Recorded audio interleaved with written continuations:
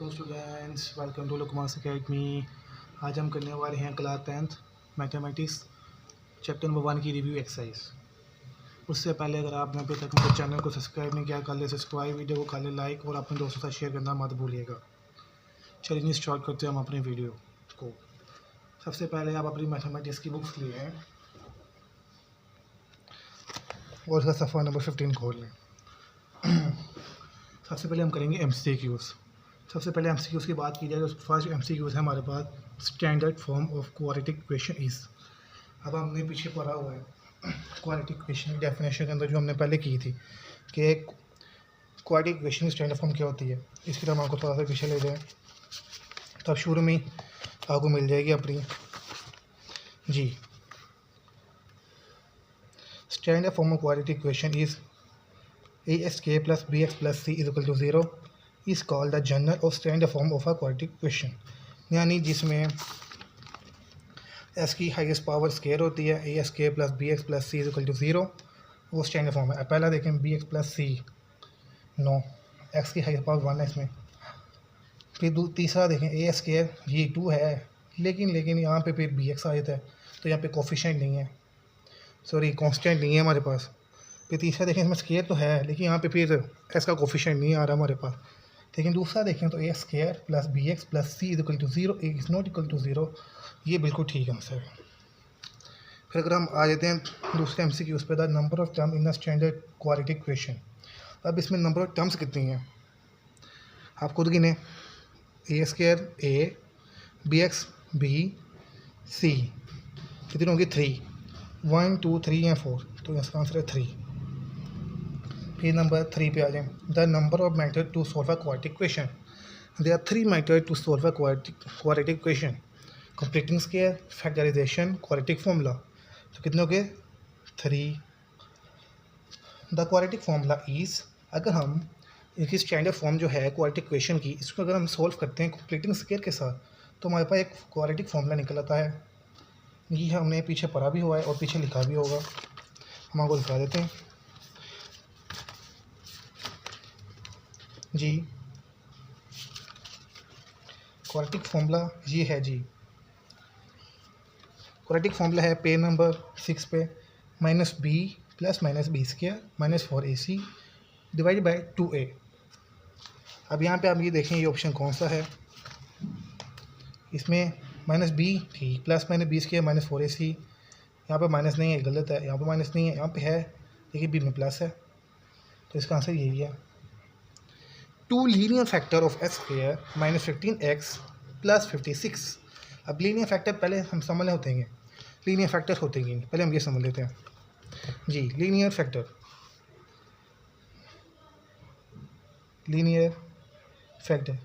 Factor होते हैं जैसे कि हमने अभी क्वाड्रेटिक फैक्टर पढ़े। क्वाड्रेटिक इक्वेशन में ये होता है जिसमें x की हाईएस्ट पावर 2 होती है, लेकिन लीनियर में ये होता है जिसमें x की हाईएस्ट पावर क्या होगी 1। यानी अगर हम इसको सोल्व करें तो हमारे पास x की हाईएस्ट पावर आएगी 1, इसको कहते हैं लीनियर एक। अब हमारे पास ये क्वेश्चन है x स्क्वायर माइनस 15x, ये MCQ होता है, इसको सॉल्व करते हैं x square minus 15x plus 56। अगर इसको हम सॉल्व करें, ठीक है, अगर इसको हम सॉल्व करते हैं क्वाड्रेटिक फैक्टराइजेशन के ज़रिए, क्योंकि फैक्टराइजेशन सबसे ईजी मेथड है, उसके लिए हम इसको सॉल्व करते हैं और देखते हैं क्या आंसर हमारे पास आता है जी। सबसे पहले हम इसको सॉल्व करेंगे और सबसे पहले सॉल्व करने से पहले लिखेंगे x square minus 15x plus 56।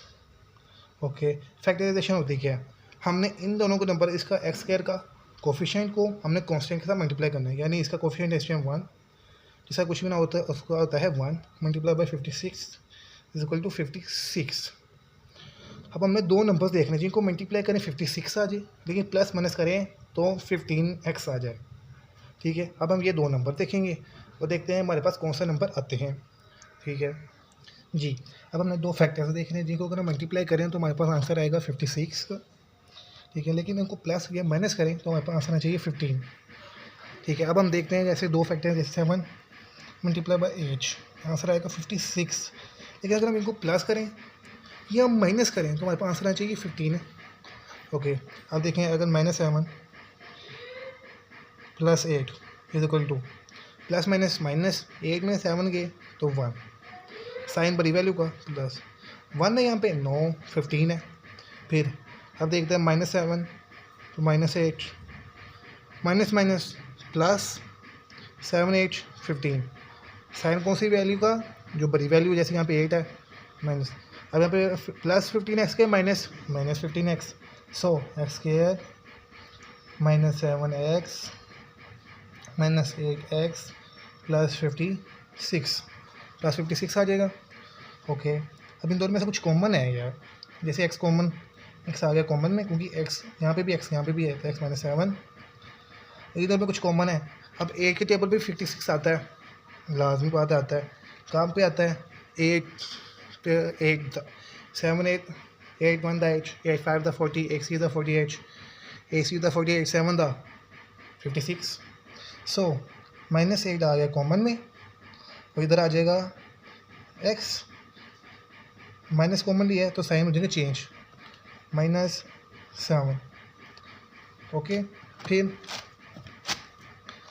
x -8 x -7। Okay, अब बताएं कि इसमें x के इस बार 1 नहीं है इसमें है 1 है, उन्हें फैक्टराइज करने का ही नहीं, सबसे कहा कि आपने इसको लीनियर फैक्टर में कन्वर्ट करना है, तो ये लीनियर में आ गए हैं जी, आ गया। अब हमने ये देखना इसका आंसर क्या है जी, ऑप्शन कौन सा है इसका, x -7 x + 8 no, x + 7 x -8 no, x -7 x -8 yes. अब ये डेफिनेशन आ गई। अब जो हमने आपको डेफिनेशन बताई थी ना, ये उसकी डेफिनेशन में से आई है जो हमने मोस्ट इंपॉर्टेंट आपको बताई है। आप ये भी कर सकते हैं, an equation which remains unchange when x is replaced by 1/x is called reciprocal equation.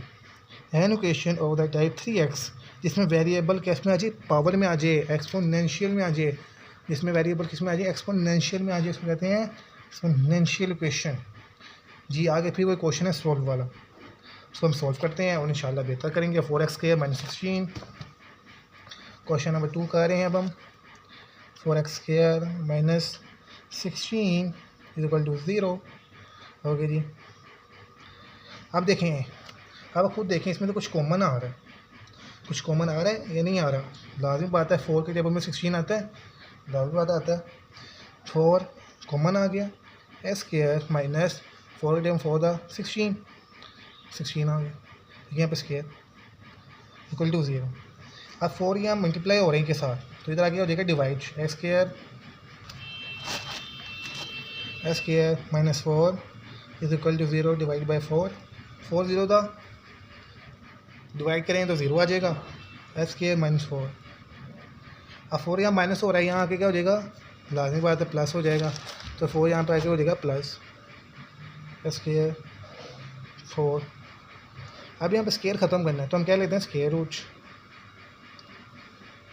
और जब हम स्केयर रूट ख़त्म करेंगे यहाँ से, तो साथ में भी साथ लगाएंगे एक्स की, क्या आ जाएगा, सोल्यूशन साइड हमारे पास क्या आ रहा है, इसमें सोल्यूशन साइड हमारे पास आ रहा है +-2। अब यहाँ पे देखेंगे इसमें +-2 कौन सा है, क्या अभी जो हमने क्वेश्चन किया है उसका, जो हमने अभी क्वेश्चन किया है उसका आंसर ये है +-4 नो, इसका आंसर 4 है नो, इसका आंसर 2 है नो, इसका आंसर है +-2। अब ये डेफिनेशन आ गया, N equation of the form 2x4 -3x³ + 7x² -3x + 2 = 0। तो इसका आंसर क्या होगा, इसका आंसर होगा जी रेसिप्रोकल इक्वेशन। जी स्टूडेंट, हमारी वीडियो यहीं तक थी। आज हमने एमसीक्यू सोल्व किए, इंशाल्लाह नेक्स्ट वीडियो में हम इसके शॉर्ट क्वेश्चन जो हमारे बकिया रह गए हैं हम ये सोल्व करेंगे इंशाल्लाह। और आप हमारे चैनल को सब्सक्राइब करें, वीडियो को लाइक करें, अपने दोस्तों से शेयर भी करें। मैं उम्मीद करता हूँ कि आपको वीडियो पसंद आई होगी और आपको हर क्वेश्चन बहुत अच्छे तरीके से समझ आया होगा। ठीक है, अगर आप ये सप्ली है तो आप अगर इसकी तैयारी लाजमी करें, इस चैप्टर से आप काफ़ी फ़ायदा उठा सकते हैं। जी खुश रहें, आबाद रहें। मैं हूँ आपका सर मोहम्मद लुकमान अली, अपनी दुआ में याद रखिएगा। अल्लाह हाफ़िज़।